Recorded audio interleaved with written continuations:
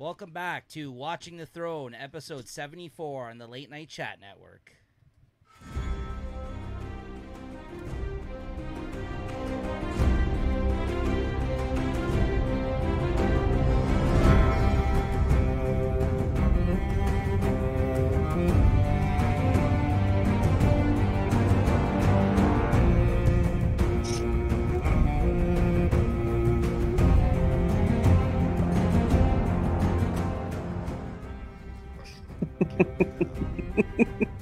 Yeah, keep it going a little longer. Yeah. I know, I was going to drown it out, and I was like, no, let's keep it going a little bit. Isn't it a little different? Like, isn't that like that No. was actually no? It's exactly It's the same? exact song. So, for anybody who doesn't know, we just wrapped up doing Game of Thrones for this show, guys. Welcome to our House of the Dragon show, essentially. But we're going to keep it the main title, Watching the Throne, dash House of the Dragon for these episodes. You can find it in the same playlist and all that kind of stuff. But the funny thing was, leading up to the finale of the last episode, we were saying to JT here, hey, you're not going to have to hear this song anymore, because I think JT was getting a little sick of it. Mm-hmm. Little did we recall, Remember, yeah. all of us, because we've all seen the show before, JT included this time around, that it's actually literally the same intro. I totally forgot. Like, totally. Yeah, man. Just with the different graphics. graphics, man. I'm waiting to see how that changes throughout the fucking seasons. So, for that reason alone, we got to keep it Watching the Throne, right? Like, we have to in that sense. 100%. Right? Yeah, Oh, so... yeah. 100%. So welcome back, everybody. I'm your host here, Maester Stats, a.k.a. Maester Stats, a.k.a. Nico here. And then we got Sir Kristen over here. Sir Kristen, is that one of the characters from this episode? I can't recall. Yeah, man. Which one's He's he? the one who kicks the ass of, who he Damon is. Targaryen. Damon, yeah. Oh, I'm gonna mess up the names. that I guess, guy. so I'm sorry. I don't really care about that Okay, guy. I'll keep y'all in check. I'll keep y'all, in check. The Yeah, names, some Maester Stats I am. I'm like, I don't even remember who that is. I'm like, who the hell is that? Yeah. And then, of course, we got our returning super fan guest of Game of Thrones, Lady Christina, a.k.a. Obviously. Christina there. A.k.a. Hello. Lady Christina. How you doing? Welcome I'm back. good. Thank you. I'm so excited that we're doing this. Yeah, I know, no, right? absolutely. And Christina should be joining us for hopefully the entirety of House of the Dragon as well, guys. If you're lucky. Yeah, absolutely. If you can find the time in your schedule, because we've been having a great time doing this. And as you mentioned, it kind of gives you a little bit of time from the new baby away from the new baby dragon as well. With all your motherly duties, which we're going to get into mothering here very shortly in this episode. And giving Very birth. shortly. Yes, yeah. Wild. Wow, I know. Wild. And you said you Wild. have thoughts, so the floor Well- will be yours when that scene comes up. Yeah. My hands are off. I might shed a tear. I don't know. We'll see. But yeah, guys, this is basically our Game of Thrones overview review show where we kind of have been going back. We've been doing this for about a year now. By the time this actually airs, because we try to bank a couple of these episodes, although we don't have too many left bagged, we're about a month and was it 2 months out from the new season of House of the Dragon? I think at the time of this because recording. yeah, we're So- 2 months. So we'll be kind of doing this, rewatching season 1 of House of the Dragon leading into season 2. And then we'll see what happens with season 2. We're going to be doing a kind of like a weekly check-in every week after the episodes air on the channel, which that'll be a lot of fun. It'll be a little bit different than we've been doing it for these shows, just because it's going to be, these have been a little bit more in depth as a result of us having like synopsises and stuff like that online that we can pull all this, the notes from. I don't think the rabid fans are going to be that quick in terms of doing it all that. Although No. that'll be a fun, different show because it'll be kind of initial reactions and predictions on the fly and this kind of thing. I'm really looking forward to doing the show that way. Either that way. Yeah. I mean, if we get an hour, it will have been a really good episode, right? Yeah, for us to have a lot to talk about. So, yeah, so that'll be interesting. We'll be doing kind of like weekly check-ins when that happens. And then, we'll see. We'll see what else we can kind of get out of this show here. But we've been having a lot of fun doing these. Christina's been on a bunch of the episodes, so make sure to go check her out in the playlist here. And make sure you like and subscribe here on the Late Night Chat Network. We have a whole playlist of Watching the Throne, 74 episodes and counting. So by the time this is done, we'll be reaching almost 100 episodes by the time House of the Dragon season 2 is over. So yeah, it's a lot of Game of Thrones talk. So this is good. All right, so We just wrapped up Game of Thrones. Any other thoughts before we move forward here on that? It's funny. I just got something from the other day. I went up to see the nephews, and the older, the middle one, he says to me, "Hey, I just started watching Game of Thrones." No way. I said, "Don't ask your dad anything." Right? Also, is he old enough to be watching Game of Thrones? Barely. Wow. Barely. Well. Wow. At 13, I was old enough. It was a little bit. It's different. He's at that age, but it doesn't seem like he's at that age. You know what I mean? Like, I remember doing a lot worse things at his age. So it's kind of weird. But I guess his mom explained to him in a different aspect of it. I mean, like, and he's doing acting too, so it's good to know things and good to see things and maybe get your own opinion on stuff. So he had a little talk with me after the first couple of episodes. Oh boy.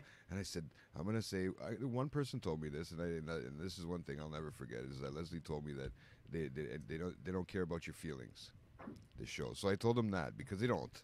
Obviously, that I watched the Game of Thrones, and it doesn't care about the show feelings. Doesn't care about your feelings, or the teenager? Both, I would think, right? Oh, okay. This one's a little different. This one actually would care about the feelings, but no. I told him that, and I said, so don't get too attached to everybody. And right now, he's kind of was on he's like the way I was thinking at that point, where it was, what's that? Joffrey. He's liking Joffrey right now, and I'm thinking, oh man. You don't even know what the hell's coming next, buddy. And He has no idea. She had to explain to him. Is he a Bran lover? Well, he mentioned him, so that was interesting. I had to keep my mouth shut on that and not smile, not react. You know what I mean? So. Welcome to the club.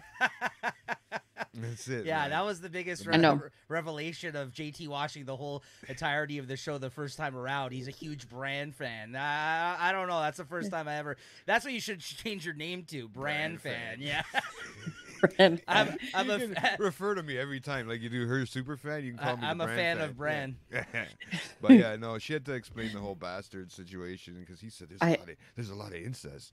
And I'm like, he's 13, so I can see why he's watching it that sense. But once he finds out it's incest, it's kind of like. So let's get a couple of kind of, I think, blanket statements then out of the way in regards to House of the Dragon, since, that was kind of like you just talking about us concluding and somebody else starting their journey of Game of Thrones. Now, this is like, it's been 2 years since I've seen this. I only watched it the first time out the gate. I think you said you rewatched it once, Christina, since then? You haven't at all either, right? Okay. So we've all seen this show the first time out, and Christina, she's mentioned, seen it twice. And the fun thing about doing the Game of Thrones show was that's what got it. This show got JT interested in Game of Thrones. So he had never seen that show before. So if you missed us talking about that, that was his initial reactions on the show. Everybody we used to have on the show had seen the show before. Overall, let's just get this out of the way so we're kind of not talking about it all the time. Maybe it'll come up in natural conversation, but like I think we can all agree the production on this fucking show, even compared to the last season of Game of Thrones, is like fucking 5 times better than that. Like, right? 100, yeah, for sure. It is a beautiful fucking looking show. Now, I don't know too much about the writers or the directors or the cinematographers and all that kind of shit, like director of photography, whatever, like the people that work behind the scenes. We're not going to get into the nitty gritty of that so much on this because we talk more about the story of the episodes, but it just looks like it's in the graphics and the money put into it, but like this is just a stunning looking show compared to Game of Thrones, right? You agreed?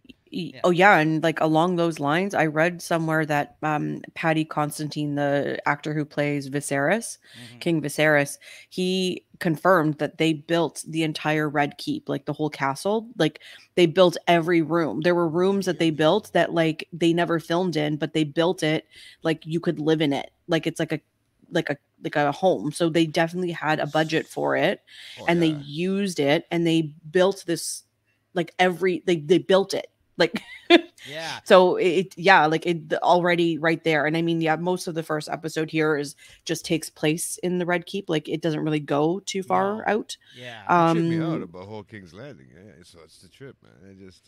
Right. And you see some of the similarities, but they built the whole thing. Like it's from room by room, like a real castle, like, You should win awards for that. What do they call that? Well,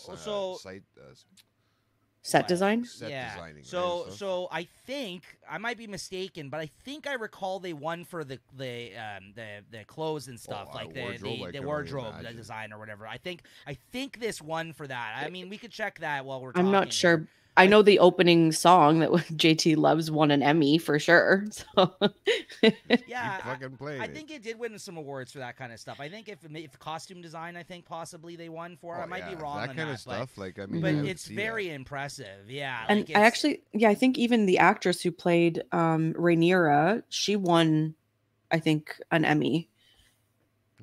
Did she really? I think so. Yeah. The adult one or the kid? Yeah, Emma Darcy. That's the adult one. You know what? Because I thought the kid actress is just as good, if not better. Actually, I think I really like her. The actress who she did really fucking good. Oh yeah.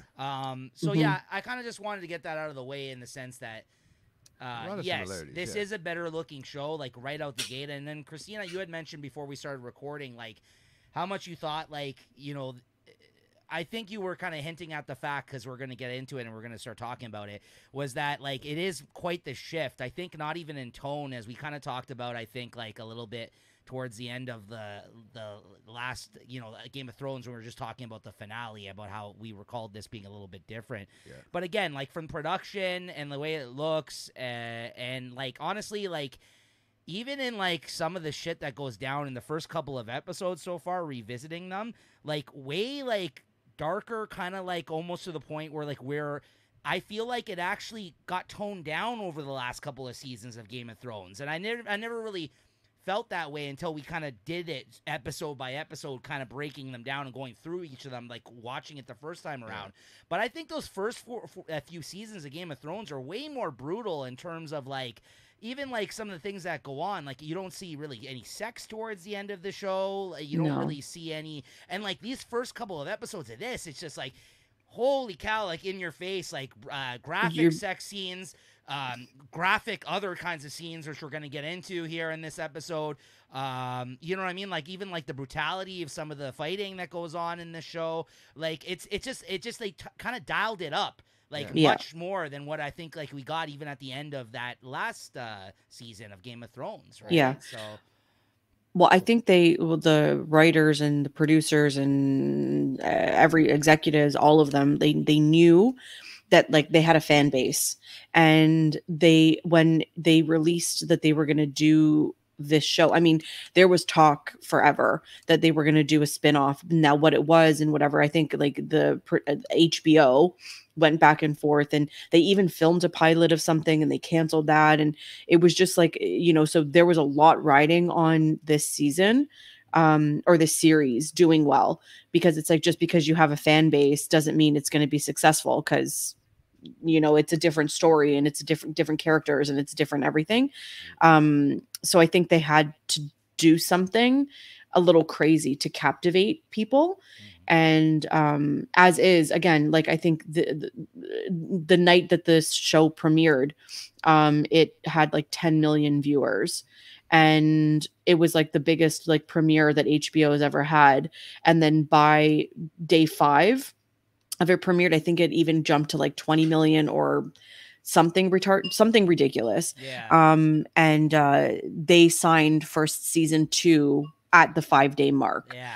So it's like, they, you know, there was a lot riding on this season being good, for the Game of Thrones fans, and then also fans like JT, who's heard about Game of Thrones and what is this all about, and let me watch this. And if I like, you know what I mean? Like, and you like this. So, you know, that's possibly one good thing that came out of the reaction of that final season of this show, then, given what you just kind of said, that they kind of were really going for it with this show, even knowing that this couldn't be a success, because obviously of the outcry of the fans at the end of the last series. Just showing how many people want, how many people. That's how they judge their budget probably for this series. Well, I was coming into it thinking like they already know that they have a fan base of rabid fan base of this, and maybe we should put some money into this and back it up with some like actually good production and this and that.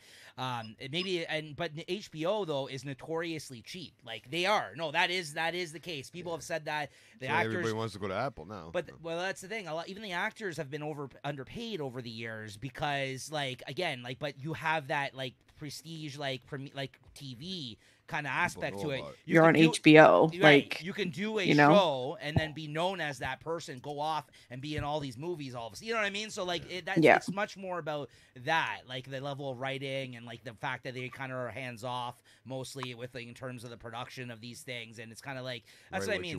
Right. So that's good to hear that they weren't even like I didn't actually know all that, Christina, about like I know that they renewed it only a few days after the first show aired, but I also didn't know that they were really kind of like hoping that this kind of like I thought they would have thought this would be a complete success, honestly, going into it. But you're right, there was a lot. But think about it. Think of the outrage that they had in season 8 of Game of Thrones. Like people were pissed, and like I think it added extra pressure. I think there was more pressure on this show to do well or to be better than there was pressure to do well to finish Game of Thrones, because at the end of the day, like the Game of Thrones, they had their fans, so thinking back, it's like they did whatever they wanted because they had the fans. It didn't matter. People were going to tune in and watch no matter what.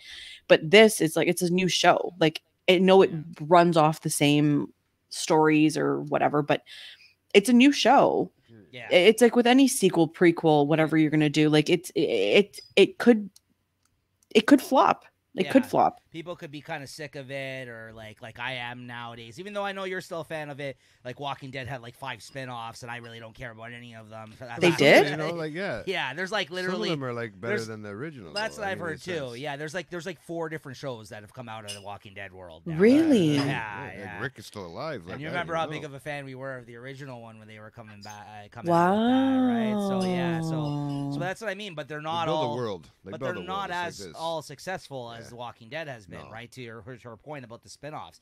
So I guess there was a lot riding on this show working in that sense, and because of how successful this has been, they're able to now announce that there's going to be other possible spinoffs, right? So like, I'm looking forward to that. Yeah, we'll see. Yeah. But anyways, let's get into it here. Let's get into the episode. You guys didn't even know this was going to be coming out as a series, did you? In the beginning, after Game of Thrones finished. Right, so first up here, we got this episode, The Heirs of the Dragon.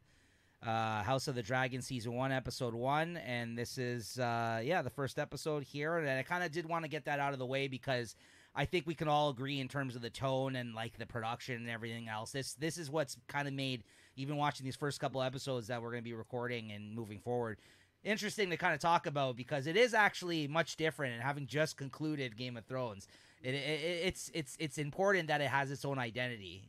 You know what I mean? I think outside of that show, right? It has to. Yeah. There's a whole reason why it's the house. And this is what got you interested in Game of Thrones, right? Big time. I don't, and it makes more sense now that I watched the second season. So can I ask just one question then before we get really into the episode? Yeah. Would you recommend watching House of the Dragon and then watching Game of Thrones, or would you recommend doing it the way that Nico and I did it, Game of Thrones, then House of the Dragon, like I guess most people did? Because I have a girlfriend who hasn't watched any of it, and I'm trying to get her to watch it because I know she'd like it, because I got her onto Lord of the Rings and she really liked it. So I'm like, I think she would love this show. I just don't now I'm like, what should I get her to watch? What do you think, Jay? I think personally, House of Dragons would probably be the first one to go for, just because of the quality production, like at least the first season. Right, because I think that would help build some sort of, because you don't understand. I didn't realize how much in this episode was related with Game of Thrones until I was paying attention in this episode the second time around. Right, it was a lot different watching this. Right? Okay, you know what I mean? I felt, but I said like this one was more of a shocker and exciting to me. I mean, like we said off the beginning, the graphics, everything is 100 times better than it was. Sure. You know, in the Game of Thrones. It's also 20 years later since the start of Game of Thrones, right? I get it from that sense, and I mean, you would truly know because you have experienced it that way. But like at the same time, it's like I feel like this would have more of an impact after having watched Game of Thrones, to be honest with you, because like I think like you know, me personally, I always like starting out with what came first, but then you know there is that whole argument if you want to go the chronological route now, right? But this show isn't done yet. She has the benefit of Game of Thrones actually being done. If anything, you know, even if she kind of did House of the Dragon season 1, then watched all of Game of Thrones, then went back and watched season 2 before, like, as it's coming out, or if it's, you know what I mean, depending on if she can burn through that many episodes, that would be okay. Even I think, but like, it's hard to burn through that many episodes unless you're Christina, right? That no, but like, I wonder if she would like. I don't know. I don't know. Like, I don't know what the right answer is, but I feel like doing it that way, like watching House of the Dragon, then watching Game of Thrones, then watching season 2. I feel like there's going to be more questions because she's going to watch Game of Thrones and be like, well, where is House like Valerion? Where is House Strong? Where is House like, you know, Hightower? Like all of these, like, you know what I mean? I know, like, you know what the good thing about that is though? Is that keeps you guessing in a sense. Maybe not looking stuff up. It might keep you actually interested in the Game of Thrones, right? But there's actually I see what you're saying. But there's actually things that are referenced already in this show that we actually don't really get a taste of in Game of Thrones. Yeah, so like exactly. It's just but they're referenced. Yeah. So then when you actually go back and then you could actually be like, oh, so these are the Valerians. You know what I mean? Like I think that's actually a benefit if you were to watch Game of Thrones first in that sense. You know what I mean? Well, yeah. I mean, I guess everybody's got their own opinion, right? So for everyone watching, sound off in the comments. Yeah. Let us know. Yeah. Straight up. And that's a good question to start us off with, though. Yeah, I don't know. House or Game of Thrones first? Which one do you do? Right? Yeah. But I say House of Dragons because that's what got me interested. The two two dragons. The graphics were a lot better at first, you know. And the fucking, like, you know, just the way these scenes started out. This first episode made me want to, like, at some parts throw up, right? So, yeah, it was a little bit fucked up. Well, let's get into it. Let's get into it. You know okay. what I mean? So, actually, Jay, just do me a favor. Just turn me down a tad in the headphones there, over there, my friend. Yeah, there we go. Turn it up. All right. So here we go. First up, in the year 101 AC, the lords of Westeros gather in a great council to elect a prince of Dragonstone to succeed Jaehaerys. Am I saying that right? Yeah, it's going to be fun doing these names. Guys. Targaryen. It should be fun. Yes. Following the deaths of the king's sons. Although 14 claims are brought forward, only 2 are truly considered. Those of Princess Rhaenys Targaryen, Jaehaerys' eldest grandchild, and Prince Viserys Targaryen, his eldest grandson. The Great Council elects Prince Viserys to succeed his grandfather. And then you kind of already like just out the gate, honestly, I wrote down here like already the first scene looks amazing. Like when they're all just kind of standing around in the hall there, like it's just like whoa, like right away you're like holy shit, this looks great. Mm-hmm. Right? Where did this come from? All of a sudden, right? Yep. So yeah, I mean, again, like I said, we're not gonna keep. You know, I mean, sure there'll be certain scenes we highlight, but it just looks better, right? So. And then there's kind of like a mention here, which I thought was interesting. There's a line about how they mentioned the only thing that could tear down the House of the Dragon was itself, which I thought was kind of interesting, right? So having seen Game of Thrones to that point now, you kind of do have more insight into that line, right? Like now. So because you kind of know now, like history repeated itself in a sense. Right? Like a little bit. Like, obviously, this is first. Yeah. This is first in line, right? So, and they do mention here, which I thought was good that they kind of at least set it up in this way, where they mention that this is 172 years before the death of Aerys and the birth of his daughter, Daenerys Targaryen. And then what's nice about it is, the death of the Mad King, they say Aerys, and the birth of his daughter, Daenerys Targaryen. They kind of... They leave certain points highlighted, like instead of like blacking it all out. they mention about the 172 years before. They mentioned Daenerys Targaryen. So like they're really feeding it to you at the start here, where they're like, yeah, this is like you've never known that. Yeah, this was almost 200 years before Daenerys Targaryen. Like, yeah. Like they I'm glad that they take a second to like kind of be like, just get that straight. Like if you've seen this, if you've seen Game of Thrones, know this happens before. Which is very important, obviously. But but then I feel like they really just barrel into things. Like they felt it's so funny because even when you're watching this, even having just watched and talked about all this Game of Thrones, I felt a little overwhelmed at first when they start barreling through all the names and all the like. I was like, holy shit! I had to push pause every little while to write the names down. Okay, same. I'm glad I'm not alone. Okay, because I was like, I should know all this by now. Like, what's going on? No, it's a whole new set of characters, a whole new set of names, a whole new set of houses. It's just like, what is happening? Recreated my feeling of the first season of the first show, though. Like that first season, I can't tell you I understood anything about it. They almost lost me. They almost lost me that first season initially because I'm just like, this is too much to keep track of, right? I was just like, what the hell? So then it says it is now 112 AC, 9 years into Viserys' reign, high above King's Landing. His only daughter, Princess Rhaenyra Targaryen, flies across the city atop her dragon, Syrax, landing her outside the gates of the Dragon Pit. As the Dragon Keepers escort Syrax away, Rhaenyra is greeted by her sworn shield, Sir Harold Westerling of the Kingsguard, and her friend, Lady Alicent Hightower. Yeah. The two girls exchange comments on Syrax's growth before Rhaenyra invites Alicent to take a ride with her on Syrax.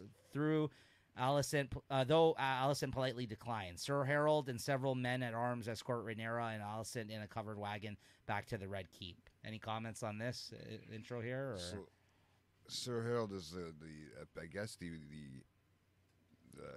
Kingsguard. Like he's the Kingsguard. He actually kind of resembles you, Jay. Yeah, a lot of them do in this one, man. I guess it's just after Christ, you know? Like, bald head, beard, you know, like it's like we need to get you some armor. Yeah, that's it. Just I was seeing my cheeks. That's all. And also, the other thing too about this is, I guess this is around the start of the kind of the idea of a Kingsguard, essentially, right? Like, right? Is that what they were kind of talking about at one point? Like, well, the city was getting big, right? Yeah. It was the King's Landing. Or the City Watch. Sorry, the City Watch was new. Yeah, not the Kingsguard. The City Watch thing was a new concept. Yeah. But we'll get to that. Yeah. Anything else about this though? It kind of like at first, me, no? Like Rhaenyra, you know, it was a nice intro to see, you know, right out the gate, you see someone flying on dragonback, which, by the way, was the first time like they had saddles for their dragons. Yes. You know, like that was cool. Like to see that for the first time, it was like, oh, wow, like they have saddles and like to putting your horse back into the stable, you know, like dragon, here you go, back into the cave.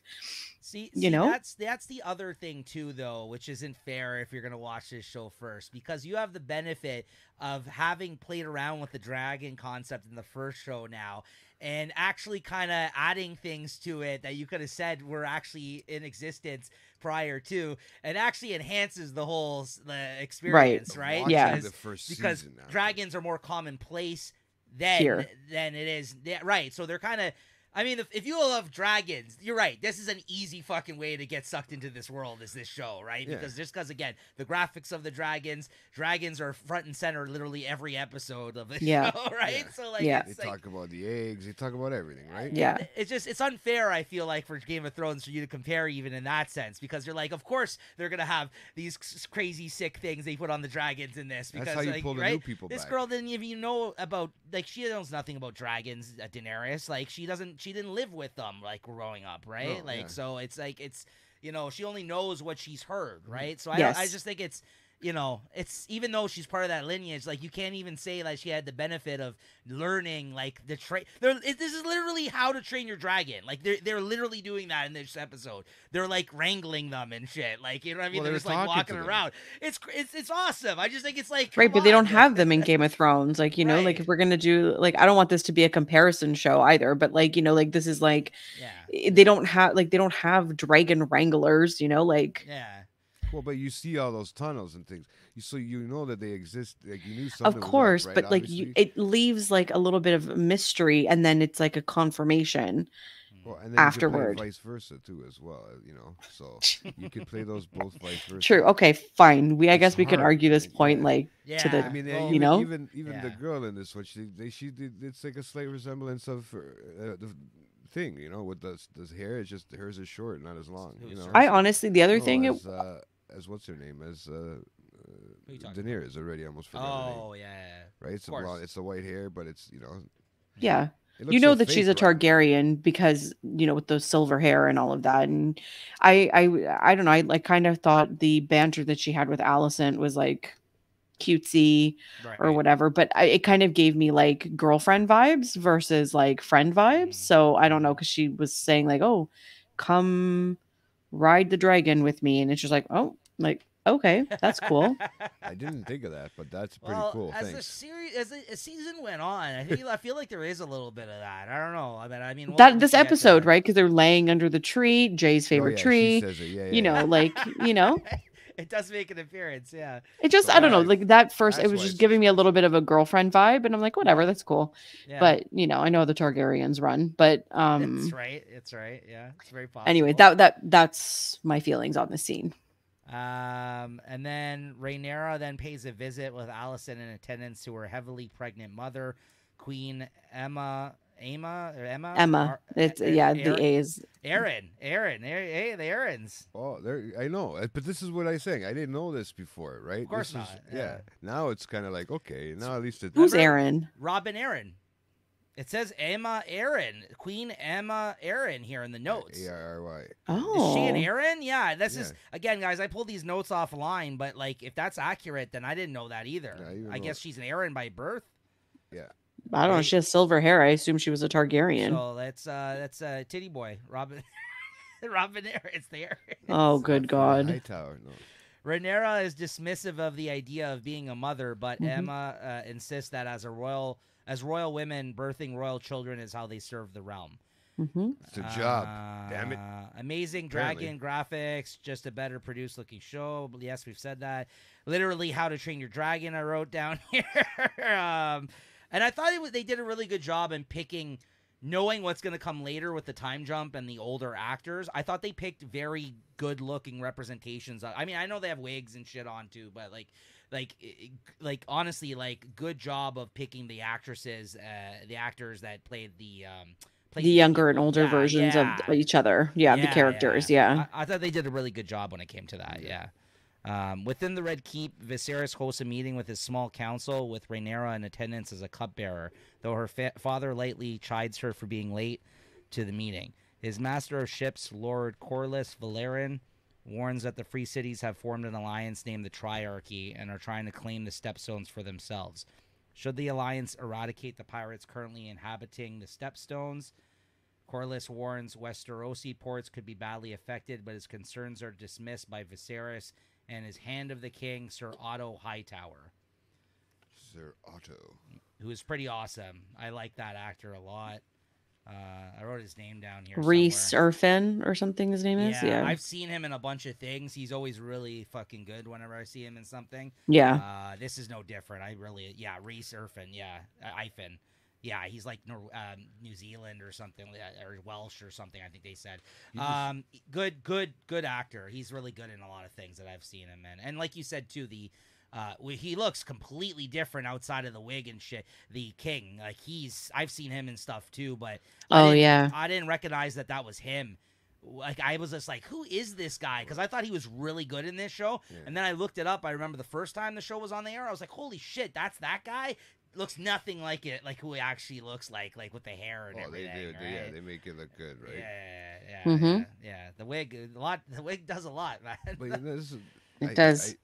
You know, I just remembered that you said that. It just, you remember that guy with the one of the wildlings from the Game of Thrones, the wildling that survived at the end with John. Tormund? Yeah. He's in another show. I don't know. I just seen there a movie that I was watching. Or New one like that just came out, I think. Yeah. Yeah. And I see He's done lots in the background. I didn't even realize it was him. It took me a second there. I was like, Mm-hmm. oh yeah, cool, man. Now you're gonna start seeing them pop all over. I just watched a horror movie the other day, last night. It's the new Omen, like the new Damien Omen. Yeah. So we went to see it just at the little theater down the street here because it was cheap day. And fucking in the first scene of the film, even though he's not in the rest of the movie, he's like in the first like shocking couple of minutes that like there's a big scare. Tywin fucking Lannister, the actor who plays Tywin Lannister's in it. I was like, oh look, there's fucking Tywin Lannister. Yeah, which he's been in lots of things too. He's old now, eh? Oh, he is. Yeah, absolutely. So, should the Alliance eradicate the pirates currently inhabiting the Stepstones, Corlys, Warrens, Westerosi ports could be badly affected. But his concerns are dismissed by Viserys and his Hand of the King, Sir Otto Hightower, the Master of Coin, Lord Lyman Baysbury, who also complains to Viserys about the ruinous amounts of gold his younger brother, Prince Daemon Targaryen, who is absent from his seat at the table, has spent in his new role as commander of the City Watch to properly arm and supply his men. But Viserys will hear no complaints against his brother. The discussion then turns to the upcoming Heirs tournament. Viserys has planned for the upcoming birth of his next child. Despite Grand Maester Melos' insistence that there is no way of determining the sex, Viserys is confident the child will be a boy. Yeah. So. I mean, you could reach in there and tug and see if you see. No. There's nothing. JT. I don't know how it's done back then. Oh, Lord. They had to figure it out God. somehow. Apparently, another new dragon fact that we learned from this scene is that dragons stink, too, apparently. Apparently, yeah. Yeah, because there's a comment about... well, I mean, lizards, right? She's like, were you out playing with dragons or whatever? Like, sniffs her. Yeah, Viserys, sniffs his daughter and is like, oh, you smell like a dragon. Even as her mom, when she went to go see her mom, she's like... you smell like a dragon. Like go shower. I don't like when you like go out and while I'm in this condition. And she's like, you don't like when I go out anyway. Like anytime. Well, but how they shower, really? This scene, totally lost, totally confused, totally like, what the hell is going on? I don't know. Even I don't know, like if you guys obviously probably noticed, like the small council, like they had like little balls that they like plopped in the table. What the fuck was that? Yeah. Right? It's kind of like they're represented at the table once they put that there, which was it's like clocking into the meeting. We talk business now, yeah, basically. I like all those little different flares that they put to different details that kind of keeps it different than Game of Thrones, because there's so many, I think, series and spinoffs for that matter that will kind of rest on its laurels and be like, oh yeah, guys, we know you like this. It's the same thing, but just like a little different. But like this is actually like trying to let you know there's different traditions with this family and things that have, just like in real life, like over time things change, right? Like so like I like the little kind of details like that they've been adding to the show, right? So yeah, really cool. Even the fact that they had like Rhaenyra as the cupbearer, like they didn't have that in Game of Thrones, like somebody walking around filling the cups of, the men sitting at the table, like discussing politics and, stuff like that. Like that was kind of interesting too. Like, what is that and why would they have that? Like Tywin did have that, though, to your point. Did Tywin, he? Yeah, because remember it was Arya for a little bit. Remember? Like, yeah. But that wasn't a commonplace in King's Landing, though. You're right. That was. That's right. But with Arya, that was like the way he ran things when he was like even in like Winterfell or wherever. Oh my God, you're right. Okay, I take that back. Okay. Yeah. So that was something that existed on that show, but only with Tywin though. Never in King's Landing I really see that. I feel like I think it was more just specific to that, right? So yeah. After the small council concludes, Rhaenyra and Sir Harold head to the throne room where they find Prince Daemon sitting on the Iron Throne. Sir Harold is shocked by the disrespect by Rhaenyra used to her uncle's flippancy, is more amused. Rhaenyra and Daemon converse in High Valyrian, with Daemon amused at. In his own words, Viserys throwing a tournament for his benefit, since until Viserys actually has a son, Daemon is his heir by law. Before gifting his niece a bejeweled necklace of Valyrian steel. So a couple of things here. The An incest start. Yeah, The dirty uncle. The dirty uncle that's what I creeps wrote out. here. Even this scene is creepy. Like, yeah, it's a bit. Yeah, But they, you know, it doesn't So- play off as creepy, so- but maybe because annoying. So no, I kind of centered it on what made this different. Once again, I feel like some of the things in Game of Thrones, the huge age difference, the huge fucking age difference. Because at least when we were introduced to Jaime and Cersei fucking, they're both of the same age, right? They're twins. Right. This is like even worse because this is her older uncle. And she's 15, I think they said at this point. So 15. yeah, in the book she's 9. Holy fuck! Are you Hey, don't give that serious? away because I'm listening to Game In the of book Thrones. she's 9, but in the show she's 15. Oh, yeah, you should have mentioned that at the top of the Sorry, I show. forgot. Listen to this. Yeah. I'm listening to I don't know who it is. Audiobook? Yeah. Somebody on Good Spotify for is doing the Game of Thrones one, right? So I said, you. you know what, I might as well. 15 free hours right now on Spotify for the audio stuff because they just started that a month. You get for that kind of stuff. I didn't yeah. know. It didn't say anything For about audiobooks. hours for me. Maybe For I, audiobooks, yeah. maybe I got dual, or maybe I got the premium. Maybe who knows? Nice. I don't know. So- This was cool, man. That was So, like so for me, I think I kind of no, that is cool. So you'll have to let us know how that goes if you Yeah. keep up with it. But so, yeah, I think it's the age thing. The age thing is the difference here. Like it's Yeah, even there is a worse. big yeah. Well, like, It's the age thing, but it's also the first time that we see the because in Game of Thrones, again, we're going to do a lot of comparisons, I think. I don't want to make it about, like I said, I don't want to make it about that, but we're going to do a lot of comparisons. yeah. So like in Game of Thrones, they talk about how like incestuous the Targaryens were, but we never saw it because the Yes. only Targaryens we saw, minus John and Daenerys in the end, was Viserys, her brother, and oh my God, you know what I'm talking about. yeah. Right, but they weren't really like, and maybe he was a little incestuous, but like nothing really happened. Yeah. But this is like the first time we're really seeing it as it's like as they're in power, like as they're Yeah. like in their prime, and it's just like, ooh, it was kind of like a little like, ooh, like hairs on the back of my neck were like standing up, like, ooh, this is weird, like this is like And uncomfortable. Yeah, and then that's why I think like they definitely kind of knew that Yeah. people like that's what brought some people to that show originally, like hearing about the weird shit that goes on that show, like and the Stuff that you don't nudity know, that yeah. kind of like the nudity at the start of the show and all Yeah. that. Like that's what kind of Game of Thrones a lot of people ended up checking it out for initially.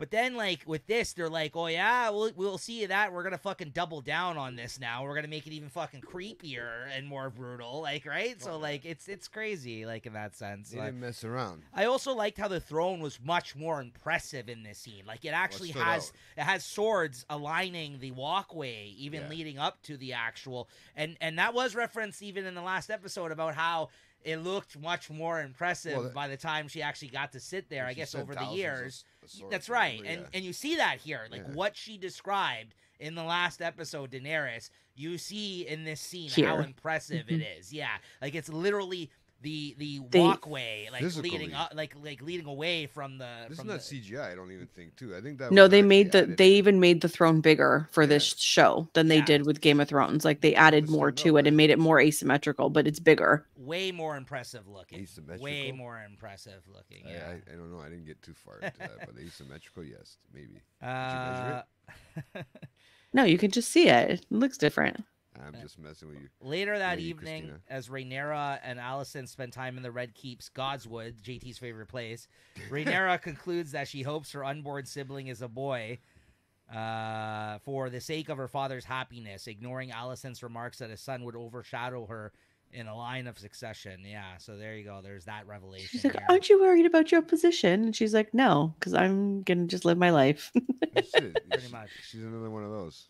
Mhm. I mean, there's apparently a few of them in this series, so Nothing but- wrong with that. nothing wrong with that. No, but I mean, it'd be different if you really had no choice and you're growing up in this type of situation, right? Right. Like, so it's having any sort of free will or choice, or like at least thought like you could go off and do your own thing, or not have to worry about certain aspects of your life because they're all like everything's just being handed down to these people, right? So like, you know Oh, what I mean? yeah. Like, so I don't know. You know, that makes sense in that sense, right? At least you you would see think. their dinner, man, when they sit and eat together. It's like just the two of them. It's like, yeah, look at It- all that food. It's but funny. It's funny too because I did write down in my notes here JT's favorite tree. I literally wrote that in my notes. So there you go. Well, I said, there you go. That makes sense now. Anything else about these though? No, these scenes? No. No, I'm good. Elsewhere in the Red Keep, Viserys endures Grand Maester Melos' treating a wound supposedly inflicted by the blades of the Iron Throne on his back that have become infected before going to see his wife, Emma taking a bath. Is it Emma? Emma? Emma. Emma. It's Okay. Emma. Yeah. Sorry, there's an A here, so it's throwing The me A off. is silent. It's like Aegon, right? Like right. Aegon is like, it's the A is silent. Viserys tells her of his confidence that their child will be a son, but Emma insists that boy or girl will be their last after several miscarriages and stillbirths and one child dead in the cradle. A total of 5 within 10 years. She can't bring herself to mourn another child. And then, I don't know when you kind of want to get into this here, Christina, but I did right here. It's kind of evident even in this scene, obviously the pressures of that women face with that childbirth. Even obviously in this situation, like if you want to say this was a world back then, exactly, yeah. Because I said even in terms of them being relied on giving birth to the next heirs of a throne here. This is a lot of pressure put on the women of like literally this being their purpose, like you said. Yeah. Right? Well, think about the guy too. He's got to perform. No, I'm just oh, Jay, if I could throw you through a wall, I'm just joking. I would. Yeah. So. Thank you. Every time I see something wrong, he'll just hit me from across the table. No, I think this scene was interesting. I mean, like not many shows nowadays or at all like kind of depict pregnancy period like in this way period. And that she's talking about being exasperated, she's talking about being like all the pain, the groans, pains, the whatever, the aches, all of this. But then not only do they talk about pregnancy, they talk about like loss. Like nobody talks about that in shows. Everybody just gets pregnant and 30 seconds later their water breaks and off to the hospital. Like it's not like this. So that was interesting. I was like, wow, like never mind, yeah, the emotional aspect of like how much pressure she must feel like she's under, but then there's also like this is never talked about, or it's not like it's just not there. And it's so interesting. It's like, why did they bring it to the show? But I guess it's to add, the severity of the situation. Now it's a big deal. It's a huge storyline that's kind of subtle, but in your face at the same time. I mean, literally relying on this one person's sperm and egg. Yeah, they're relying on her. And what, like, we don't know at this point if it's a boy or a girl, but like, they're banking on it being a boy, but there's no guarantee. Like when I would I didn't know if I was having a boy or a girl when I was having a baby. I didn't want to know, but I could have found out, like everybody finds out nowadays. Yeah. But like back then there was actually no way for them to know. No, exactly. So it's like the pressure's like so on. Yeah. And then obviously she details her history of having like a bunch of, failure to have a child up to this point already. And like really at this point, especially because like we see him which will eventually lead up to his death, jumping ahead a bit here, in terms of this wound that's festering on his back and shit like that. This is like literally his last, like, you know what I mean? Like he's banking everything on this and as the season goes on, I recall, and I'll be interested to see how I feel this time around. I really liked this guy as the king, but within these first 2 episodes, he makes a really bad choice in both of these episodes. So it's hard for me to defend this guy right out the gate because I think he means well, but like he makes some bad fucking decisions and stated too. He's not a good king. I think he just doesn't want his family to fight with one another though. That's what I like about him by the end. He's a Valerian trying to be a Targaryen trying to be Go ahead, Christina. Nice. Yeah, what were you saying? What was I going to say? No, like I like, okay, there's some of these situations that he's put in the next 2 episodes that like, are impossible to answer. And I mean, like, I guess we'll get into it like when we get to that scene, but there's one question that like, I had to have a conversation with my husband about, like, you know, if it comes down to this or that, like, what are we going to do? Like, what are we going to choose? And it's like, people don't think about it because they don't think that it's like, it could happen, but it's like in that moment, you think everything's going to be fine. But it's like, what if shit hits the fan? Like, what if shit hits the fan? Then what?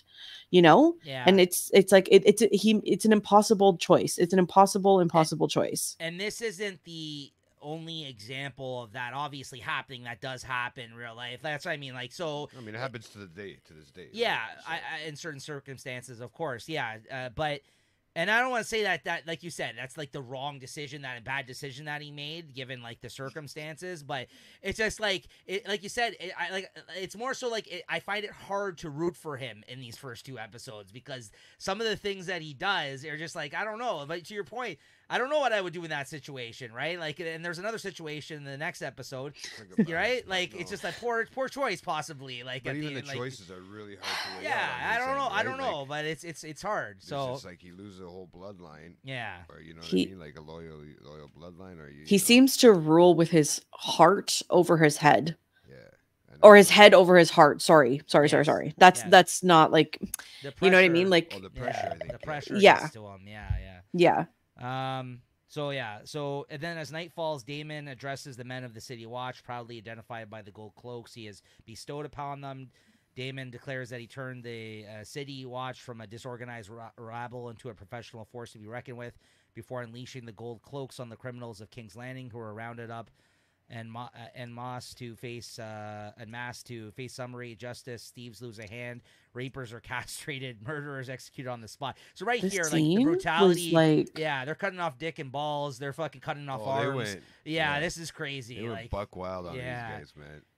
Also, Damon. Great casting. This is Matt Smith. I've never been a fan of the show myself, but he's one of the doctors on Doctor Who. Like he's one of the more popular Doctor Who. Like I've been at enough Comic Cons to have seen his face and a lot of people cosplaying as him. Yeah, this guy's does it have long hair like that or no? No, of course not. He also played Prince Philip in The Crown. Oh, I didn't watch that show. Mm-hmm. Okay, all right. Yeah. Okay. Yeah, no, he's a good actor. He's a great actor. He's a great actor. So I didn't mean to cut you off, but yeah, I know there was a lot of flack from like a lot of people, like, oh, why are you picking him? Like, why? But it's like, no, he put the wig on, and it's like he's Daemon Targaryen. But that's the thing. Sometimes as an actor, you have to take these roles people don't expect you to play to get outside of that box of what they expect you to do. Because this guy is evil as fuck on this show. This guy, you might not like him after this. He is brutal. Yeah. He's brutal. No, but I like it, like delightfully brutal. Like he's fucking like a fucked up guy in this show. Like it's not like a Joffrey where I'm like, I hate this guy. You know what I mean? Like not yet, at least. Right? No, he's pretty despicable. Don't get me wrong, but he's an interesting character. Yeah, but, agreed. Yeah, anyways. At a small council meeting the following morning at which Daemon is in attendance, Otto complains that the violence used by Daemon and his men was too excessive. Daemon defends his actions by pointing out that with most of Westeros's nobility coming to his brother's tournament and the general lawlessness of King's Landing, extreme measures were warranted to ensure the safety of all of Viserys' subjects within the city walls. Yeah. Smart way to answer back, though. Corlys Valerian also speaks in support of Daemon's actions, arguing the criminals of King's Landing should fear the City Watch. The discussion turns into a personal argument when Otto snipes that Daemon could put as much effort into his marriage as his work with the Gold Cloaks, insinuating Daemon should return to his wife's seat, Runestone, in the Vale of Arryn. Daemon scoffs that... Oh, they're in the Vale, yeah. Daemon scoffs that his wife, Lady Rhea Royce, is likely happier for his absence, referring to her as his bronze bitch. Then Otto defends Lady Rhea's honor. Daemon sarcastically offers... to give her to Otto as a replacement for his own late wife. Otto furiously rises to his feet at the insult, but Viserys diffuses the argument, telling Otto for letting Daemon provoke him while admonishing Daemon to police the city without the previous night's brutality. Great scene, this one, I thought, with them all kind of chopping. Oh, man, he was just slinging the insults left, right, and center, Daemon. He even called his wife, said the sheep were better looking. Yeah. I wrote that down. You know, it was like, oh, my God. Good. Yeah, that little interaction, too, between him and Otto there, too. That's how every wife wants to hear their husband talk about them, you know? Like, I mean, you never know what they say to their friends, right?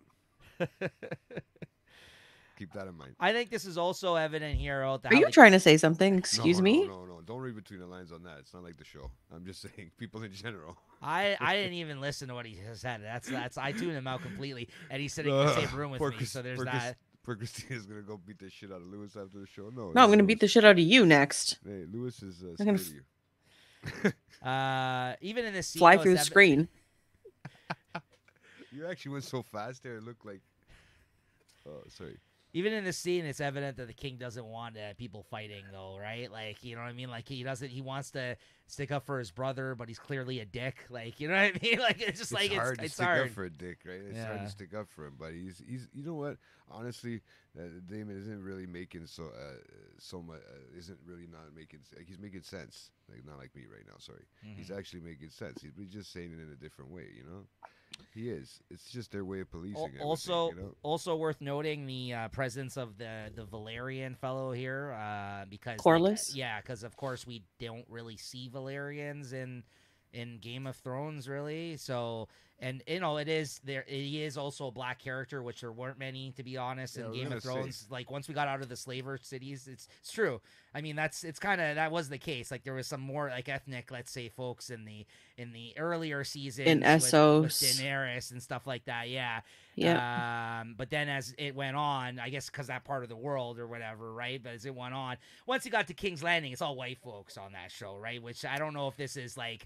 Because nowadays they got to check all the marks or whatever. I have a feeling. I was wanting to ask you that same question. Like, you know, I don't know if it's like now they kind of have to do that because of the representation of different people in shows and stuff like that. But you know, I don't mind this guy. I like this actor as his character, and to kind of see him as a Valerian representation is kind of cool still. But was that always the case with these people though in the books, or is that just? I didn't read this book, so I have no idea. But I mean, whatever the reasoning was, like I think it was a great choice. Like you know, I don't want to say it's like, oh, they had to do it, you know, to appease the public, but you know, it makes sense. I mean, why not? Like it doesn't change the story. Like it's the same story. You know, it's kind of nice just to see something a little different, you know? Yeah. Like no, I'm not downplaying it in that sense. I'm just trying to say, like, you know, unfortunately, was that intentional, or was that like, you know, days, sometimes that is the intentions I feel sometimes of the people that cast the characters. But like to your point, there's nothing wrong with it, and I actually think he's a really good character. I like his character, this guy, Corlys in this show. So and it is interesting to see. Like people have all slept together around the world when they met each other, so it's not like, you know. But again, just something that we didn't really see on Game of Thrones all that much. And they made it such a point in Game of Thrones because they were like, oh, he's like, well, even in this episode, you know, when they introduced Kristen, you're like, oh my god, he's Dornish, you know, and it's like, well, what determines that he's Dornish? Like, you know, like it's so like great opportunity to be able to do that with like a people that we don't really and you hear Valerian Steel so many fucking times in that show. They're like, oh look, it's an actual fucking Valerian, right? They're like, what the hell's going on here, right? Like it's kind of, which, you know, I guess we'll see what goes on, but it's kind of, he kind of does, it's it would be interesting. Yeah, I mean, like now that we're talking about it, it's like, because I think Valerian Steel comes from Old Valyria versus like House Valerion or Valyria. Yeah, it's like. Where how did they what is their like thing, right? And we don't really like, I know they're like master sailors, kind of like the Greyjoys, like, you know, they're masters of the sea, like the Greyjoys, right? But it's like, how did like it, I don't know, it's just anyways, I'm sure they might get into it more in season 2 or whatever, but or maybe they talk about it in the book. I have no idea. I didn't read the book. Old Valyria is where they are now. It's considered that area, right? Where it just no, they're in Westeros. Yeah, they're in Westeros, but Old Valyria is a town. It's the Valyrian that lived there, right? The Valyrians. Old Valyria, they speak Valyrian. Oh my god, all these Valyrian. But even here, there's only certain ones that can speak it, like Daemon and Rhaenyra. Like they're the only ones that are really speaking high Valerian or whatever, right? In these scenes, right? They're not all of them speak it, like, right? Isn't that the case? The Targaryens do. So Viserys, like all of the Targaryens do, like, right? Because I think it's their mother tongue, it's their mother language. Okay. Yeah, just I obviously it's evident in those scenes when they're just talking to each other, but yes, right, everybody else around them isn't their family. So yeah, in those scenes, yeah, so that's true. And then there's a scene where you see Damon in like a whorehouse there, or a bordello, whatever you want to call it here. He goes soft because I guess he has a lot on his mind in this scene. He kind of is over having sex with this woman, and again, graphic he wasn't even scene. doing it well. No. But again, people were watching. Graphic sex scene though, compared to like what I feel like we used to see on Game of Thrones in the first few seasons, right? Like, so that again, we haven't really. There's much more going on, I feel like, other than just like nude scenes in the last couple seasons, right? So they couldn't really focus on that so much. But it's kind of like cringy, actually. I was like, oh my god, like you're supposed to be this like big bad prince, and I'm like, that's how you do it? I'm like, yeah. And then he kind of was like over it, like mid. He's like, whatever. Yeah.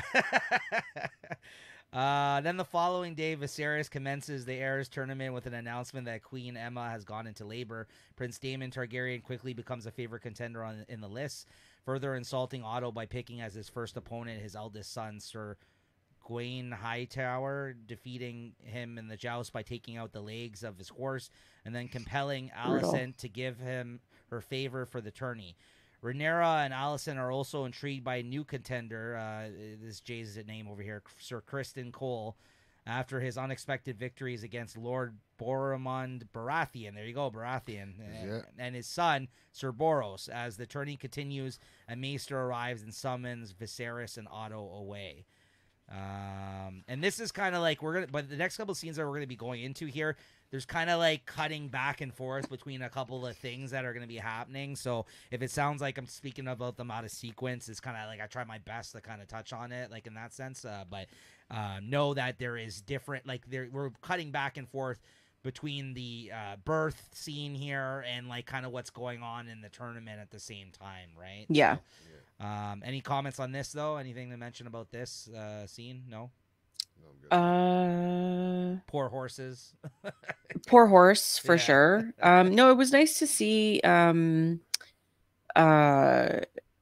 like an actual tournament. Like they spent money on this. Like you like again, the production spent money on this. You could tell like it was well done. They had lots of extras. They had like horses, they had, actual armor budget, like you could tell they put more money and more whatever into this. Introduce you to a few new characters, and then again just Damon just being Damon and being like a typical a-hole. Like of course he's going to go after the eldest son. He's going to pick the eldest son of the Hand of the King, who like he's just pulling at people's, like he's there to be an instigator. Like that's his like job. I feel like that's his like his personality is just to be an instigator. So that was interesting. Like anyways, having him in the mix is a problem at all times. Total. But I thought his armor was pretty badass. Like he had like the dragon helmet and stuff. That was kind of cool. Yeah, that was cool. And then you kind of cut back to it says here the jousting tournament, Valerian and Rhaenyra's they contemplate the violence of celebrating birth of a future king, like kind of the way that they're going about it. They kind of talk about that. Like, is it a little bit barbaric kind of having this tournament going on to celebrate this? And then they kind of mention in this scene here that it's been 70 years since King Maegor's end and that they don't really know real war. Like all these men that are kind of in the pit that are fighting or jousting or whatever are apparently not really seasoned in war. Like they haven't seen war. They're just like been trained for it. But because it's been so long that they've been at peace for once, I guess, like it's like they said 70 years that, that's why they said they kind of have to toughen these guys up in the sense that they actually have to have some war experience to be ready for something that could be occurring. Because apparently right now, even at this point, they're talking about that Targaryens are looking weak to other folks. Like, they mentioned that throughout these episodes, the first couple of episodes, right? Yeah. And then you're basically seeing, again, some brutal fucking scenes with them fighting in the pit. Maces in the fucking face. A guy fucking keels over and pukes because he sees somebody get fucking maced in the face. Like, there's It's brutal, the fucking cutaway. Like, I mean, obviously there are quick cut scenes. Like, it's not like in your face so much, but there's some pretty fucking they're quick enough moments. that it's just like, oh, like you can't even catch your breath almost. It's like, oh my God, one thing after another. Yeah. Isn't that what happens? When they're jousting like that, they go back forth and then they can fight on the ground after with another weapon. Well, first they had the jousting from side to side. Then there was just like some free-for-all pit fighting that goes on, it seems like. I think it was two separate things in the tournament, it seemed like. You're right. If they both fall off their horse, they can take out the swords usually. Yeah, but this was like a bunch of them in that scene, though, it seemed like. I don't know if that was everybody who jousted. Maybe I'm wrong, but like... I don't know. Like, they didn't really get into it. They just showed a bunch of brutality, and I'm like, all right, that's enough for me. They also mentioned that there's a young Tarly as a squire in that scene as well, if you caught that. They mentioned a young... Yeah, they make a mention to a few houses in this one that it's just like, okay, cool. But like, very quick, very fast. You got to like really... A lot of name dropping. Really pay attention. But like, they said a Tarly Knight. So then they cut back to...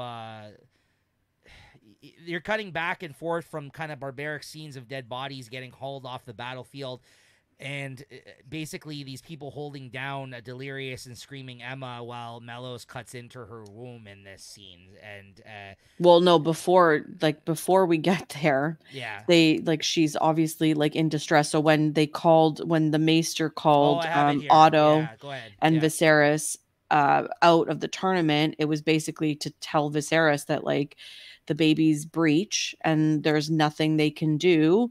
They've given Emma as much milk of the poppy, which I guess is like a drug, like delirious, like whatever. They've given her as much as they possibly could to safely.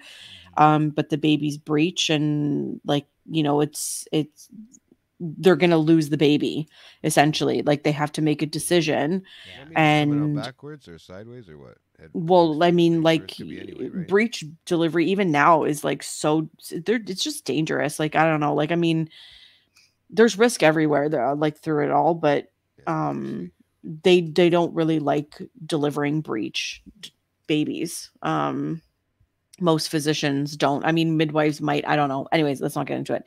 But it's just whatever. So I guess the maester kind of presents, because Viserys is like, well, what are we gonna do? Like, what are we gonna do? Like, like he's frantic because, what are they gonna do?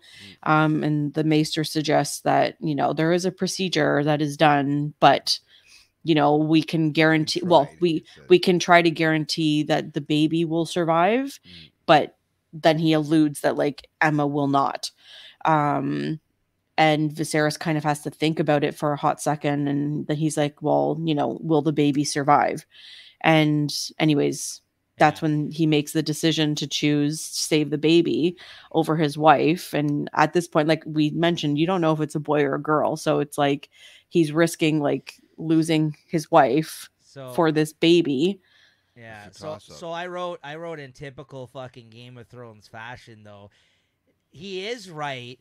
So for a split second, he has the kind of like, oh, I made the right decision. That's my heir. It's my son. And even though he's still horrified about what has occurred, obviously, because he's about to lose his wife. And it's not an easy decision. You can tell by his face by any means. Yeah, especially cutting into the womb at that age. But then again, in typical fucking Game of Thrones fashion, then the baby then proceeds to die there, or like like following that. Yeah, so like... Talk about, like, you know what I mean? Like, such a Don't they just turn the baby upside down and, like, pat it on the back or something? Like, when it's I think, obviously, like, she was in labor for so long. There was obviously whatever. And who knows? Like, she hasn't been able to really have a really successful pregnancy aside from Rhaenyra, like, ever. So who knows? Baby could have been, like, not well, like, already, and just whatever, made it to term, but, not healthy enough to survive, obviously. No, but honestly, that scene, like when she was everything was kind of quiet, and he like kneels down at her bedside and like tells her he loves her and everything's gonna be okay, and she's kind of half delirious because she's on like the milk of the poppy and whatever, and then they literally grab her and they pull her down so she's laid flat, and then, you know, the maester takes out the blade and she's kind of looking and then she starts going mental. It's like, oh my God. Yeah. Oh my God. Oh my God.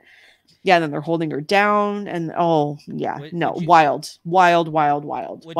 Would you say that for you that this compares to some of the most like brutal scenes on Game of Thrones as a result of like obviously the childbirth depiction as well, TV, like because of that? TV, Game of Thrones. It was like, what the flying fuck? Because again, like, you know, you like usually when shows or movies depict childbirth or whatever, it's all romanticized. It's all like, oh, you know, it's quick labor. Mom pushes 3 pushes and the baby's out. She screams a bit and then it's out. It's so like romanticized, easy, no problem. You don't see this. Like, no. You don't see this like at all. And then I thought the kicker would be that it turns out to be a girl, and then he made this decision based off of like what he like needed in that moment or what he was hoping for, and then it turned out to be a girl. Like I thought like originally that was going to be the kicker, that like he lost his wife and then it was a girl, but then it's even worse and it is a boy, but then it doesn't survive. Like to me, like that was like the biggest kind of like switcheroo on like we're just like it was it's like the biggest kick of karma. Like it's like, you know, you just like typical Game of Thrones fashion. That's what I mean. Like, so I thought that was gonna be the case. Oh, it's a girl. Oh fuck, I made this decision. I lost my wife, and now it's a girl, and it doesn't matter, and I don't even like this child now. You know what I mean? Like that would have been even worse. Like no, but then he loses his son, like which is brutal. Like it's just like. On top of already the shit about having lost his wife, which is terrible, and the way that she had to go out, like, and then this, like, it's because you could tell he loves his wife. Like that's the other thing, right? Like they really, especially in the bath scene earlier in the show and everything, you can tell he really loves his wife. So it's like, it's not like it's just like another like woman he's like whatever about. No, he really loves her. It's just that's the thing too. It's like where did my train of thought go with that now? That scene, even to me, like anybody that's normal and that's a human, that scene would give somebody chills. I think, I was kind of like, wow, this is what kind of show I'm getting myself into. I was stunned when I first watched it, and I wasn't a mom. I never not been pregnant, not trying nothing, and then I just watched it again. Like now that I've had a baby and I had a C-section. Wow. I'm like horrified now by this scene. I cried. I was like, oh my God, I can't even imagine. Well, I mean, it kind of speaks to how effective it was then, in a sense, right? Like that they were able to, like, I mean, like how ineffective a scene it was as a viewer to have experienced, right? Like, you know what I mean? Even somebody who has, you know what I mean, actually given birth and still watch this scene and be like, holy fuck, this is like a horrific kind of like, you know what I mean? Like it's. You know what I mean? Because, like you said, if it wasn't treated in a, obviously they were trying to go for that kind of like, that shock. Yeah. Of it like, was, oh my God, like, you know what I mean? Like, what is going on here? Right? Like wild, just insane and crazy. That hooked me. Yeah. So it was graphic. I mean, So on the turning grounds, Kristen Cole manages to unhorse Daemon in the joust. Furious at his unexpected defeat, Daemon angrily demands his sword to continue the fight on foot. Kristen dismounts to oblige the prince, wielding a flail while Daemon fights with Dark's sister. I guess that's his weapon, right? One of the two ancestral Valyrian steel swords of House Targaryen. A savage duel ensues from which, to the shock of all spectators, Kristen emerges victorious. As a beaten and humiliated Daemon angrily storms off, Kristen approaches the royal box and asks Rhaenyra for her favor. Rhaenyra tosses down a floral wreath to him and bids Kristen good luck in the rest of the tournament. She kind of seems quite taken by him because he's at this point. But as we mentioned, going back to the Red Keep here after they cut her open in the scene at his wife's bedside, Viserys weeps over Emma's body, his wife having bled to death from the procedure to save their child.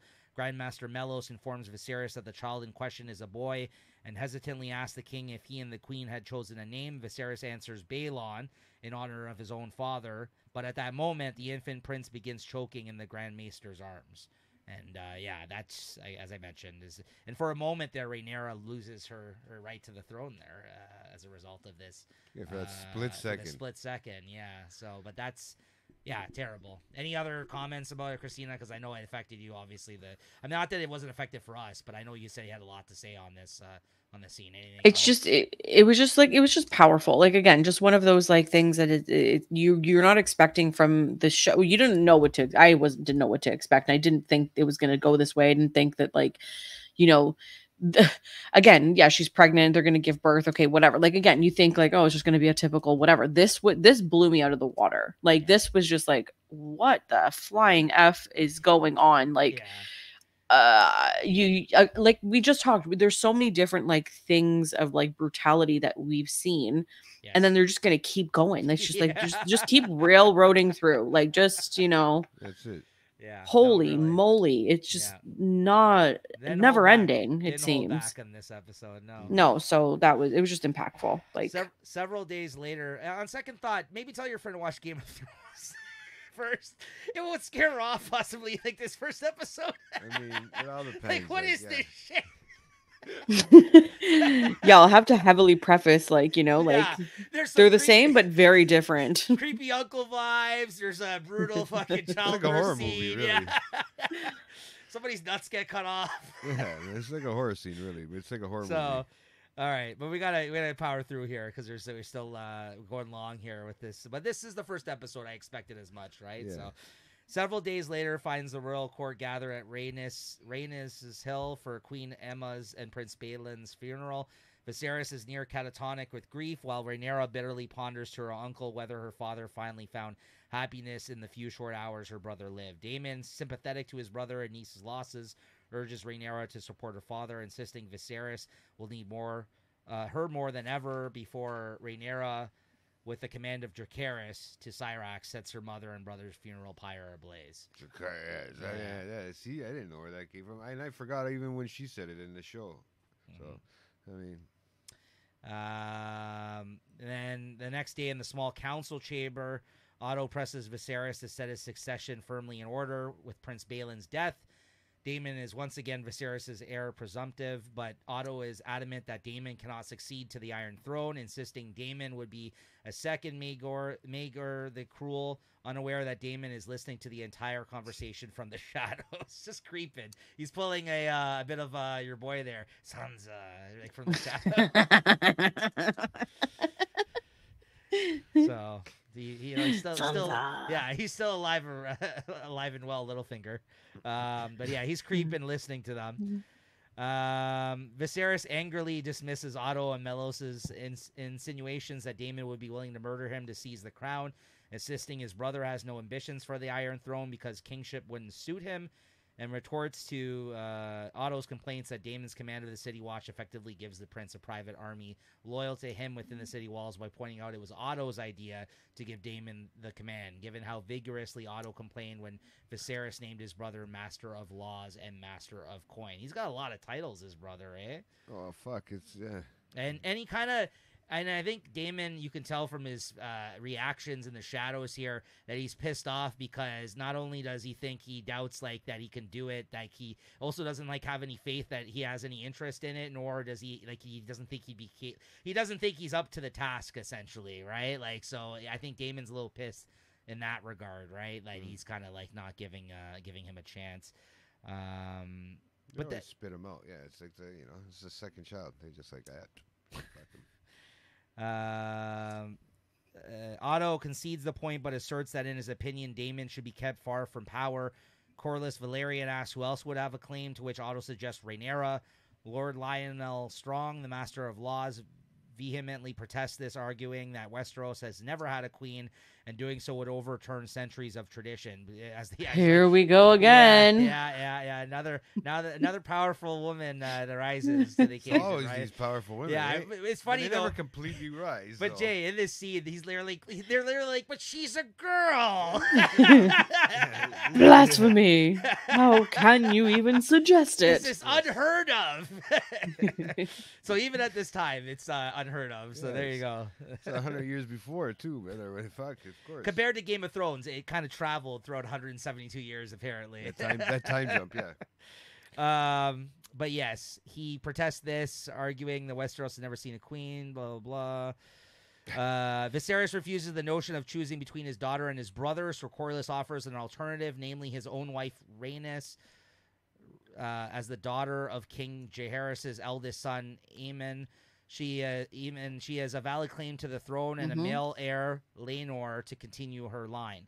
Otto and Lionel shout him down before a furious Viserys berates his small council for behaving like crows. He's like, squabbling over a corpse. My wife and son are dead. Yeah, well, that was like wild. He amps it up for that scene. A little bit of an overacting there. Yeah, he dials it up a little bit, but you're right. He would be pissed. Yeah. Right. I would hope so. Still mourning his wife and son and storms out in that scene. Yeah, so I did quite like that. But that's, as Christina mentioned earlier, Paddy Considine is the guy's name, right? So yeah. Any thoughts on this before we move on? Nope. No. Well, here we go again, right? It's all about succession. It's all about, who's gonna take the throne. So it's powerful bloodline. There is some themes repeated somewhat. As much as we've said it's a little bit different, it actually. I mean, comparing the two, you do see some things obviously that kind of happen again, in Game of Thrones, maybe differently, but somewhat thematically. They've learned a little bit it's in Game of Thrones from probably this shit from reading the books, not the books, but the. But then history repeated itself in other ways, right? I mean, it's kind of history always repeats itself. Yeah. Yeah. Well, it's just interesting. It's who do you think is actually? It just begs the question, who do you think is the rightful heir to the throne? Is it Rhaenyra because she's the current daughter of the current king? But if we really go back, the son of the first king of Jaehaerys, he had a daughter as well, and she has a son. So it's well, who's more entitled? Whatever, even though she's direct bloodline, Rhaenys is a direct bloodline compared to Viserys. How do you That's his sister, the one that's with Corlys. His older sister, right? Yeah. Okay. No, they're not. They're cousins. Or cousins. Okay. They're cousins. Okay. They're not brother and sister. They're cousins. I thought it was his sister too. Okay, so it's his cousin. Okay. No, they're cousins. So honestly, out of everybody here, because Daemon's so much of a loose cannon and Rhaenyra is young, honestly, I would have said at this point she would be the one that should get it, despite the fact that she's a woman, if that is an issue for them at this point in time. But, honestly, out of everybody here, I would rather give it to her than fucking... And plus, she's aligned with the Valyrians. Right, which is they make that point. It just makes more sense to me because Rhaenyra is not of age. I think Corlys seems to press it too much in a sense. He's trying not to overpress it, but he's pressing it. Right. Yeah, so it's kind of because he wants to be married to the Yeah.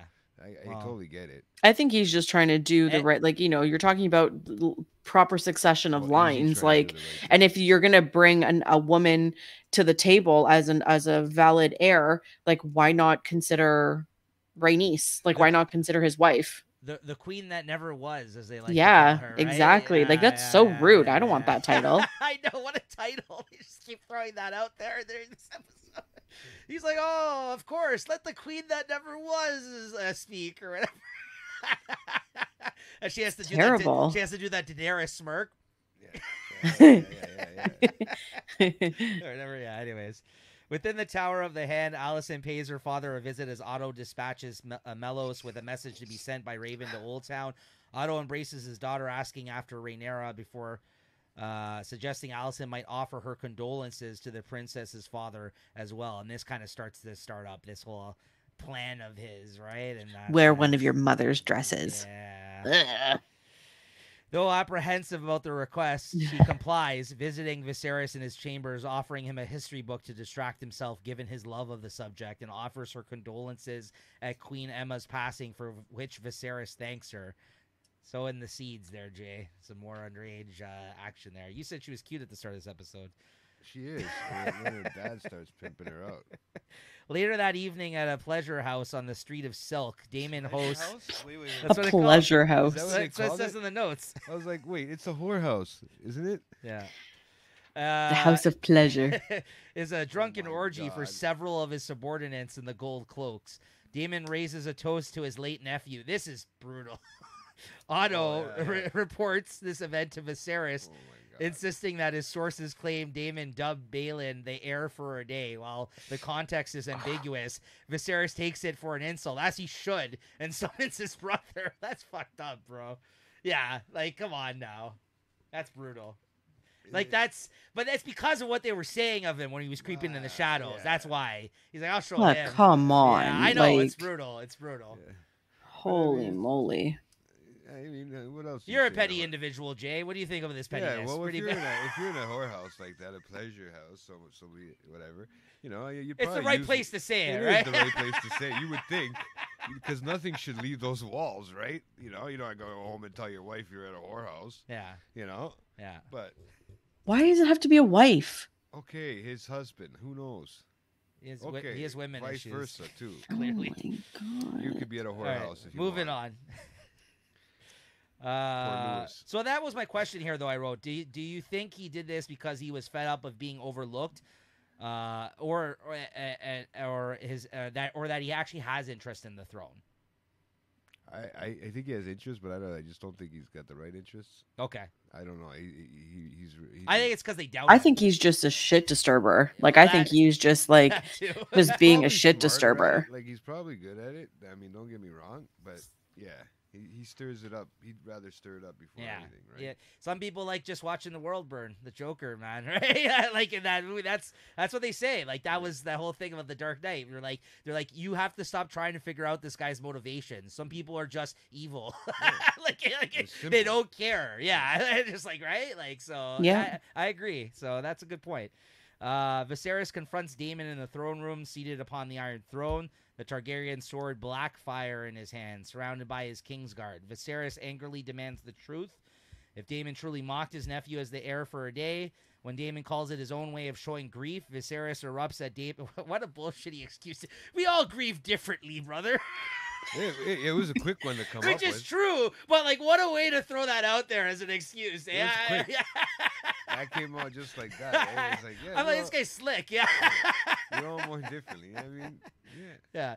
Viserys erupts at Daemon for celebrating his restored status with his lick spittles instead of consoling his brother and niece, and for throwing everything Viserys has given him back in the king's face. Daemon retorts that Viserys has only ever tried sending Daemon away from his side, as well as never naming him Hand of the King after 10 years of rule. When Viserys scoffs at the notion, Daemon insists he deserves it as Viserys' brother and that he would do a better job of it than Otto Hightower, who he describes as an overambitious second son out for himself. As Viserys defends his hand, Daemon asserts that Otto doesn't protect his brother, whereas he would. When Viserys asks from what, Daemon bluntly replies, yourself. You're weak, Viserys, and that council of leeches knows it. They all prey on you for their own ends.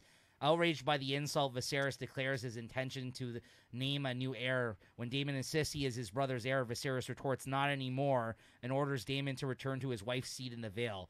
When Daemon steps forward to protest, the Kingsguard draw their swords and block his path, and Daemon grudgingly withdraws.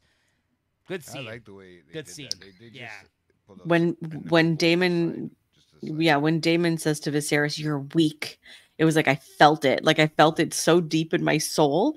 I was like, oh, that is like, that's true. Like, that's the truth, you know? Like, you know, like your siblings can only say things to you that really eat you to your core.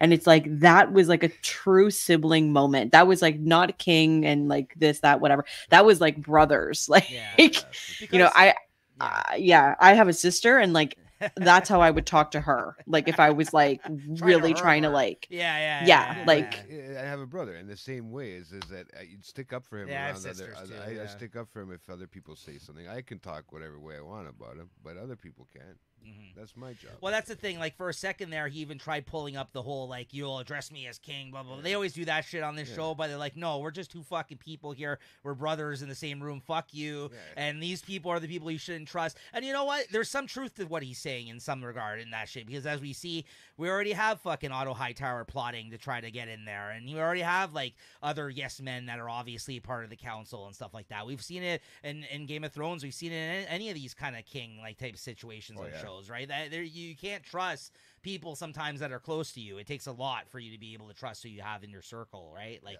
in that position of power like that, right? So yeah, it's true. He's not wrong by what he's saying in some sense, but yeah, the weakness thing really got to him. Later that evening, Viserys summons Rhaenyra to Balerian's shrine within the bowels of the Red Keep. Rhaenyra is confused by the summons, given her father has barely spoken to her since her mother's funeral, and even more so when he asks her what she sees when she looks at the dragons. Stunning scene too. Great fucking scene. Like the way it all like looks, the fire and everything, really cool. Mm-hmm. Oh yeah, really to see it in its prominence, kind of, because we're gonna see some shit that we saw even when they go to Dragonstone and stuff like that in this Game of Thrones, where it's all destroyed. We see it like in its heyday in this show. You know what I mean? Which is pretty cool. Starting at Balerian's skull, Rhaenyra admits that she sees their family. The people say that the Targaryens are closer to gods than to men, but it is only because of their control of the dragons. Viserys warns Rhaenyra that the dragons are a dangerous power, a power that caused the doom of Valyria, and might well destroy their family if they are not careful. Viserys asserts that a Targaryen must always understand that truth if they aspire to be king or queen. Some advice that Daenerys probably could have used, right? No. It's true. Probably. Mm-hmm. Yeah. She could In also use hindsight. a saddle for a dragon too. And a saddle for Drogon. As his words sink in for Rhaenyra, Viserys apologizes for spending years chasing a son when he had already had a worthy heir in his daughter. He insists that she has the makings of a great queen. To cement his trust in her, Viserys tells Rhaenyra a truth known only to their family. Aegon the Conqueror was not solely motivated by ambition and lust for power to conquer Westeros. Like Daenerys Targaryen foresaw the doom of Valyria, Aegon had a vision that foretold the end of the world of men. Aegon foresaw the end would be preceded by a terrible winter descending from the north, and what lurked within that storm would destroy the world of the living, unless the kingdoms of men united against it with a Targaryen to lead them. Since Aegon's time, a Targaryen king has passed knowledge of Aegon's vision, which he dubbed the Song of Ice and Fire, which is the book, to their heir to ensure Westeros was ready when the evil Aegon foresaw finally descended upon mankind. Well, they do throw some hinters Yeah. out there, right, about Game of Thrones, but you will never know if you don't watch the Game of Thrones. I would have never known about that whole like he's basically So you're saying getting a more long winter, yeah. You're getting more out of this show now that you're revisiting it after having watched Game of Thrones, yeah, right? Like, I know what he's talking now, right? Like, 'cause this is the second time around. So there's your answer. You need to watch Game of Thrones first. There's a lot of stuff that makes more sense in this show if you watch Game of Thrones. Yeah, but the sex doesn't need to make sense, bro.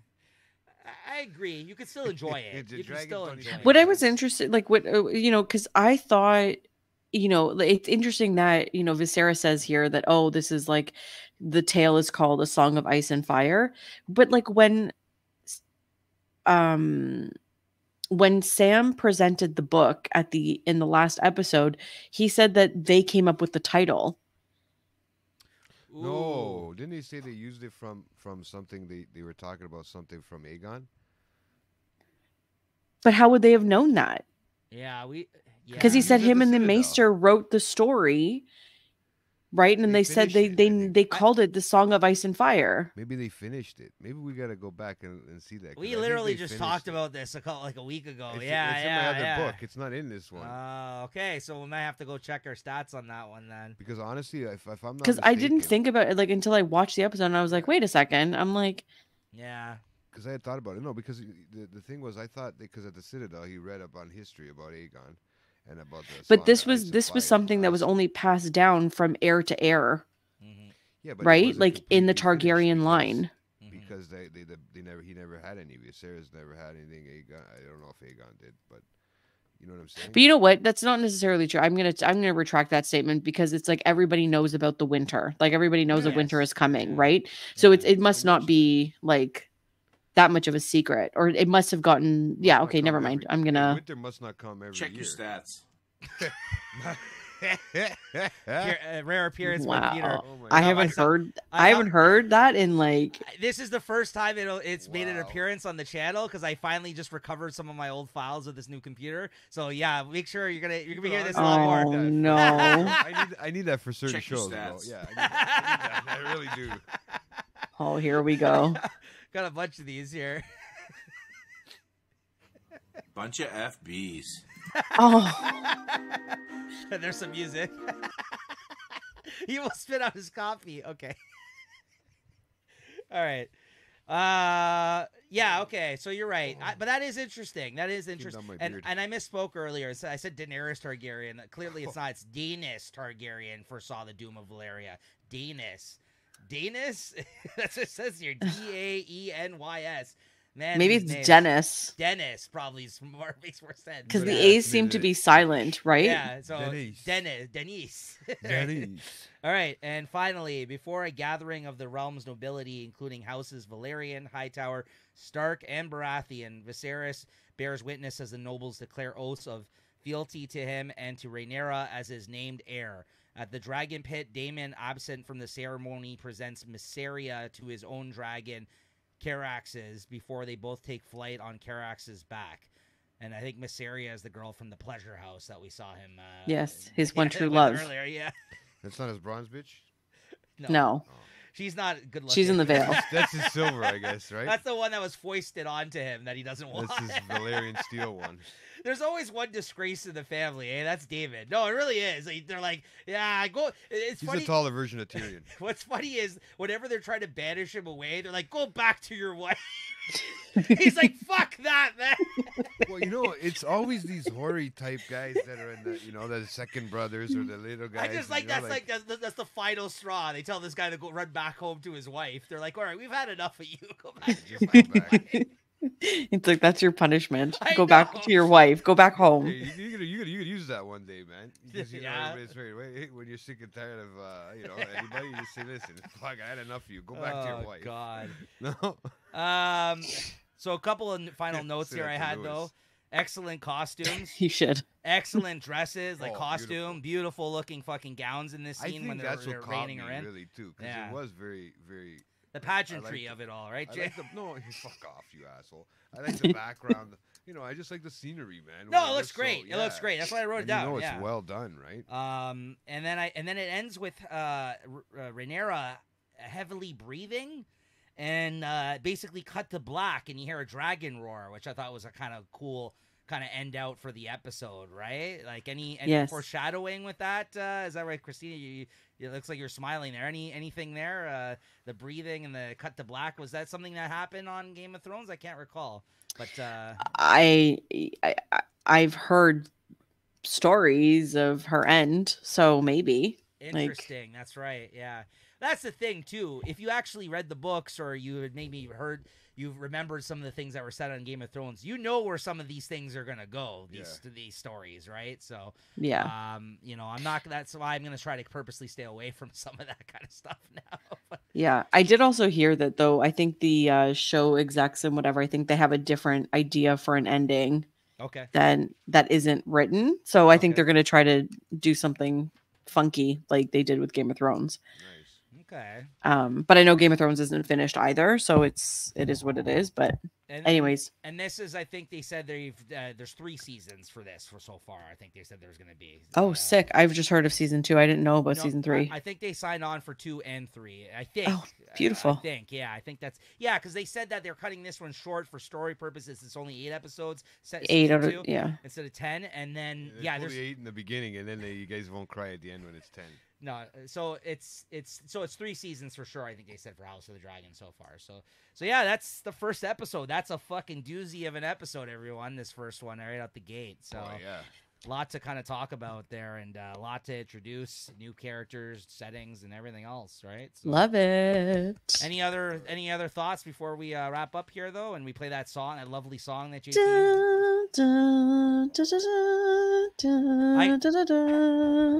I got nothing else to say on this, though. Honestly. No. Yeah, I think we said it all. Fantastic. All right, guys. So that's going to do it for this episode. Thank you again to super fan Lady Christina here, as always, and, of course, JT.